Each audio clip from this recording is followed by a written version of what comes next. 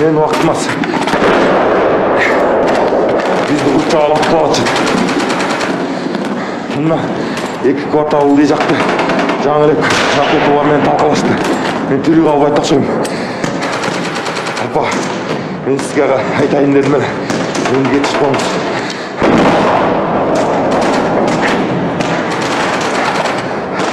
Мен бұл жерге тұрамыз. Келіп, тұрамыз қылып тұрмын.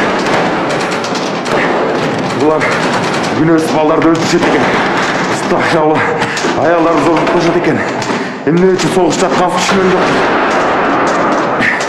Приказды кім беріп жатқаны түсініксіз. Бұл біздің соғыс емес. Мен соғысым емес. Апа,